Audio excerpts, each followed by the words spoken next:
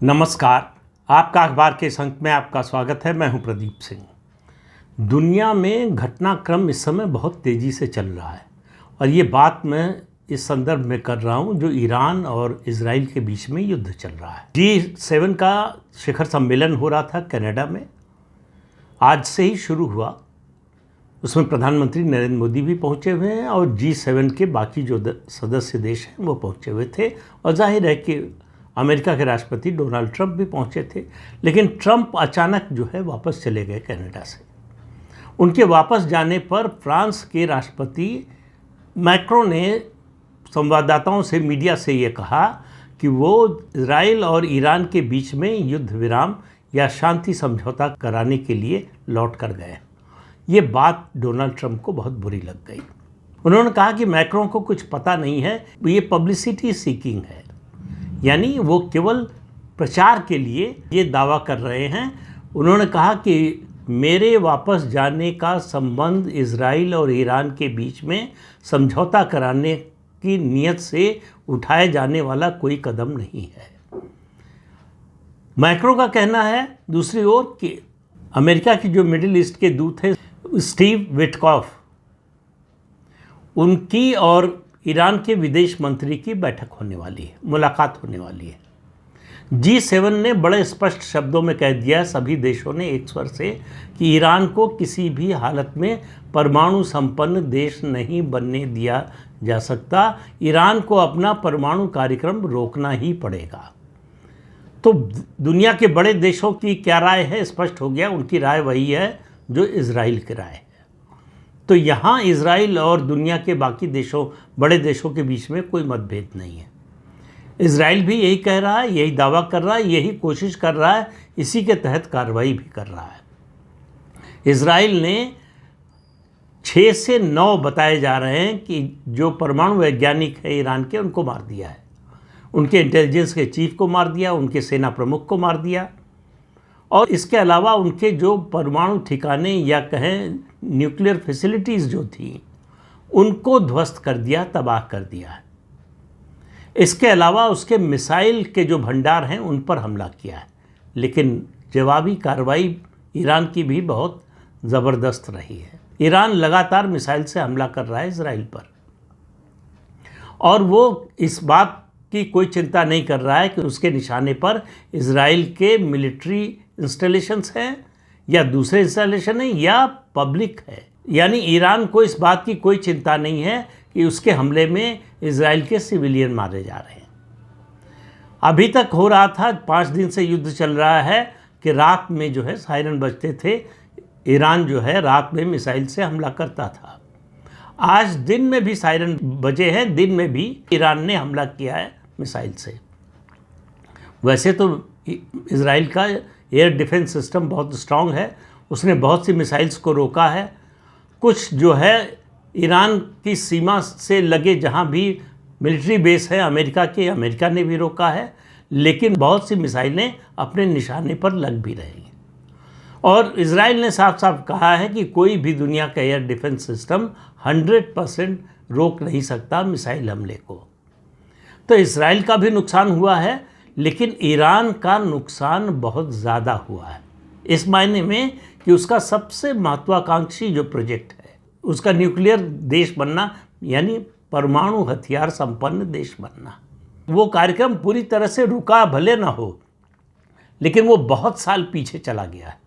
अब ईरान को वहाँ से निकलने के लिए बड़ी मुश्किल होगी क्योंकि विश्व समुदाय, जो वर्ल्ड ओपिनियन है, वो भी उसके खिलाफ हो गई है। दुनिया का कोई बड़ा देश नहीं चाहता कि ईरान परमाणु संपन्न हो। जो उसके साथी हैं चीन और रूस, वो दोनों भी चुप है। हालांकि रूस का बीच में एक बयान आया था, रूस ईरान को परमाणु संयंत्र लगाएगा वहाँ पर और उसको ये फैसिलिटी प्रोवाइड कराएगा, लेकिन उसके बाद से रूस ने कुछ कहा नहीं है। तो ईरान के पक्ष में कोई बड़ा देश अभी तक सामने नहीं आया है। ईरान की एक मुश्किल ये भी है। दूसरा, ईरान में जो अंदरूनी संकट है, अंदर असंतोष है, वो भी ईरान के लिए समस्या है। लेकिन इस सब के बावजूद सवाल ये है कि अमेरिका क्या करने वाला है। क्योंकि जिस सोशल मीडिया पोस्ट में आलोचना की है ट्रंप ने फ्रांस के राष्ट्रपति की, उसमें ये भी लिखा है कि मैं इजराइल और ईरान के बीच में युद्ध विराम कराने के लिए लौटकर नहीं जा रहा हूँ वाशिंगटन। हालांकि वो वाशिंगटन पहुँच गए हैं और उन्होंने अपने जितने सिक्योरिटी एडवाइज़र्स हैं उन सबको कहा था कि वो सिचुएशन रूम, मुझे लगता है कि ये शायद वॉर रूम या इस तरह का कोई रूम होता होगा, सिचुएशन रूम में सब मौजूद रहें जब वो वाशिंगटन पहुँचे। ट्रंप कह रहे हैं कि वो कुछ बहुत बड़ा करने वाले हैं और आखिरी 2 शब्द उन्होंने जो लिखी है बात, स्टे ट्यून्ड, यानी देखते रहिए, इंतज़ार कीजिए कुछ बड़ा होने का। तो ट्रंप क्या बड़ा करने वाले हैं? ट्रंप किस तरह का कदम उठाने वाले हैं? ट्रंप बेसिकली जो जाने जाते हैं वो डील मेकर के रूप में। हालांकि उनको मौका नहीं मिला इजराइल और ईरान के बीच में युद्ध विराम कराने का, लेकिन वो चाहते हैं कि ईरान जल्दी से जल्दी बातचीत की मेज़ पर आए और इजराइल ये चाहता है कि ईरान की जो न्यूक्लियर फैसिलिटी है उसको पूरी तरह से ख़त्म कर दिया जाए। अब इजराइल को समर्थन दे रहा है अमेरिका। अमेरिका को पता था इजराइल ये अटैक करने वाला है और एक तरह से डोनाल्ड ट्रंप जो है चेतावनी भी दे चुके थे ईरान को कि अगर आपने ये कार्यक्रम रोका नहीं तो इजराइल आप पर बड़ा हमला कर सकता है। कब करेगा, कैसा करेगा, कितना बड़ा हमला होगा, इसके बारे में कुछ नहीं कहा, लेकिन ये चेतावनी दी थी कि इजराइल हमला कर सकता है। अब इजराइल ने हमला कर दिया है। अब सवाल ये है कि दुनिया की कोशिश ये है कि ये युद्ध रुके, युद्ध विराम हो, पर सवाल ये है कि झुके पहले कौन, पहल कौन करे, इजराइल या ईरान? इजराइल ऐसा करता हुआ तो दिखाई नहीं दे रहा है। ईरान के लिए ये बहुत बड़ी प्रतिष्ठा की हानि होगी अगर वो युद्ध विराम का प्रस्ताव देता है, लेकिन ईरान के पास विकल्प ज़्यादा नहीं है। इजराइल के समर्थन में अमेरिका पूरी तरह से खड़ा है। इस तरह से दुनिया का कोई देश ईरान के पक्ष में नहीं खड़ा है। ईरान की समस्या ये भी है कि उसकी जो प्रॉक्सीज थी, यानी हिजबुल्लाह, हमास और हुती, इन तीनों का सफाया करने के बाद इजराइल ने जो है ईरान पर हमला किया है। तो ऐसे में उसकी शक्ति जो है, उसकी जो कहें भुजाएं थीं, उनको पहले तोड़ा इजराइल ने, उसके बाद हमला किया है। अब उसके पास एक ही तरीका है आक्रमण का जिसका वो इस्तेमाल भी कर रहा है, वो मिसाइल्स। कहा जा रहा है कि ईरान के पास लगभग 10,000 मिसाइल्स है। वो मुझे लगता है कि पिछले 5 दिन में कम से कम 1,500-2 हज़ार मिसाइल तो दाग ही चुका होगा। और ये अनुमान था, जो खुफिया सूत्रों का अनुमान है इजराइल के और अमेरिका के, 2030 तक ईरान 20,000 मिसाइल्स तैयार करना चाहता था। उसके इस कार्यक्रम को भी नुकसान पहुंचा है। उसका जो मिसाइल डंप था, मतलब जहां मिसाइल स्टोर कर रखी थी, उसको नुकसान पहुंचा है। अब वो कितना पहुंचा है ये तो किसी को मालूम नहीं है, लेकिन नुकसान पहुंचा है इतना तो तय है। सवाल ये है कि इजराइल का आगे रुख क्या होगा। इजराइल के लिए बड़ी सीधी सी बात है, देखिए वो खुल्लम खुल्ला कह रहा है कि हमारे लिए सर्वाइवल का सवाल है। अगर ईरान परमाणु हथियार संपन्न देश बन गया, इजराइल का अस्तित्व खत्म हो जाएगा। क्योंकि ये तो बरसों से, दशकों से कह रहे हैं कि इजराइल के होने का ही कोई अर्थ नहीं है, औचित्य नहीं है। तो जिस दिन उनके पास ये ताकत आएगी उस दिन वो हमें ख़त्म कर देंगे। अब दुनिया को जो डर है, सबको मालूम है कि इजराइल के पास परमाणु हथियार है। तो अगर इजराइल को ये लगा कि इन मिसाइल हमलों से ईरान उसके अस्तित्व के लिए संकट बन सकता है, तो क्या इजराइल परमाणु हथियार का इस्तेमाल करने के बारे में भी सोच सकता है? इसकी कल्पना से दुनिया डरी हुई है। इजराइल को ऐसा करने की अनुमति अमेरिका देगा, इसमें भारी शंका है। मुझे लगता नहीं। जब खमेनी को मारने की परमिशन नहीं दी डोनाल्ड ट्रंप ने इजराइल को, तो परमाणु हमले की परमिशन देंगे ऐसा लगता नहीं है। लेकिन मरता क्या न करता, अपने को बचाने के लिए आदमी किसी भी हद तक जाता है।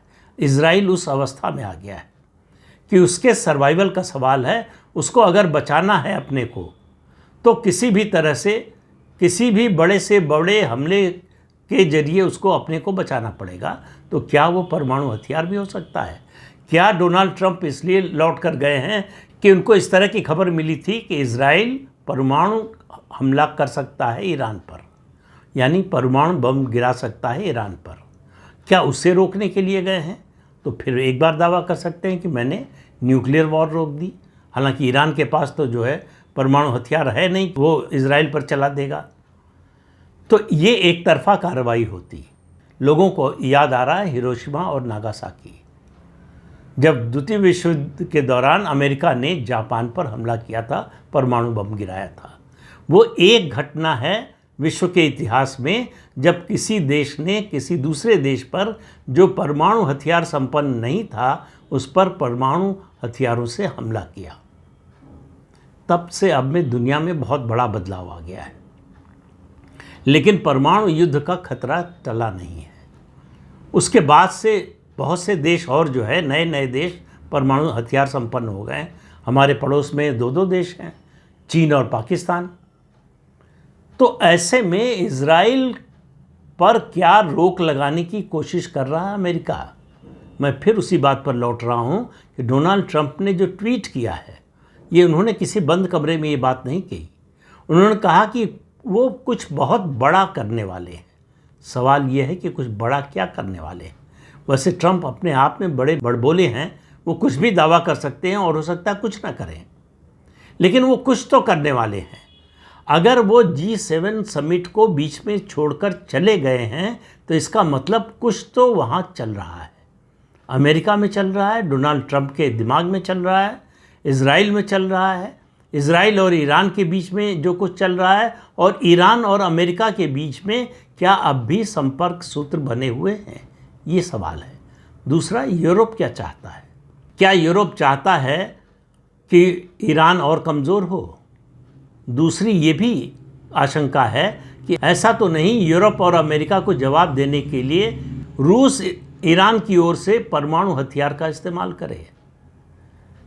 तो ये जो आशंका व्यक्त की जा रही है परमाणु युद्ध की, वो सही साबित हो सकती है। इजराइल अगर ईरान पर परमाणु बम गिराएगा तो क्या रूस ये कदम उठाएगा?